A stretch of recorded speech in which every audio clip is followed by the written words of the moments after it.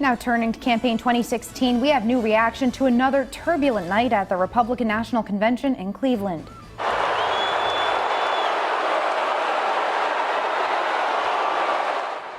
Former presidential candidate Ted Cruz booed off the stage last night after he failed to endorse that guy right there, Donald Trump, for president. The Cruz controversy stealing the spotlight from Trump's running mate, Indiana Governor Mike Pence, who delivered his acceptance speech as the vice presidential nominee. Eyewitness News reporter Brian Econo live in our newsroom this morning with more on what Senator Cruz said and the damage control that followed. Good morning. Generally speaking, when someone takes the stage at a national convention, the anticipation is they are endorsing the candidate. Senator Ted Cruz took the stage last night, and the front page of the Boston Herald pretty much sums up how that went for him.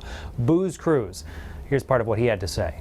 Vote your conscience. Vote for candidates up and down the ticket who you trust to defend our freedom and to be faithful to the Constitution.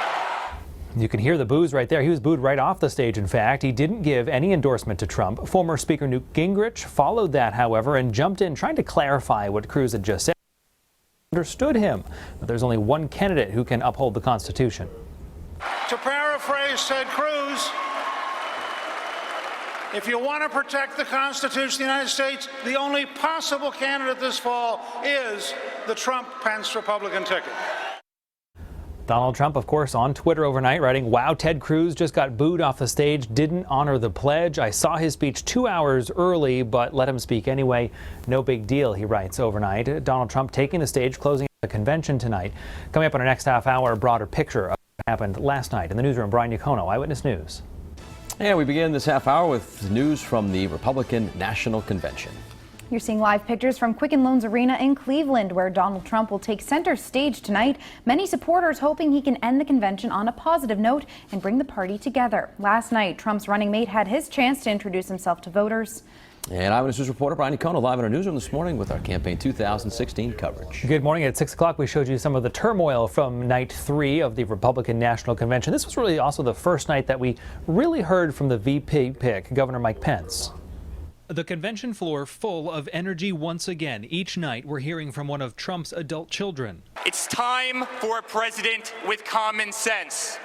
It's time for a president who understands the art of a deal and appreciates the value of a dollar, our tax dollars. Under a theme of Make America First again, the lineup of speakers again spoke to unity and what sets them apart from the Democrats, calling the possibility of Hillary Clinton as president a cruel joke. We have stagnating wages, we have skyrocketing health care costs, doubling of the debt, the threat of ISIS, the rise of China.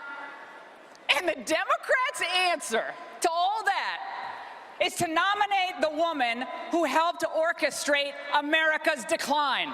And for the first time, Indiana Governor Mike Pence taking the stage as the official VP choice, poking fun at his own role on the ticket. He's a man known for a large personality, a colorful style, and lots of charisma. And so I guess he was just looking for some balance on the ticket.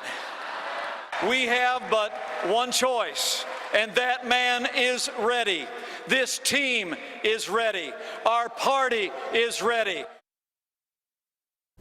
Evangelical leader Jerry Falwell Jr. on the speakers list for tonight. Donald Trump also taking the stage, closing out the convention. Today's theme, by the way, Make America One Again. In the newsroom, Brian Econo, Eyewitness News.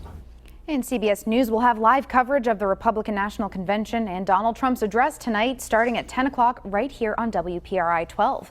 And we'll have more in-depth coverage for you tomorrow morning. Our political analyst Joe Fleming will be live in studio breaking down Donald Trump's speech and looking ahead to the Democratic convention.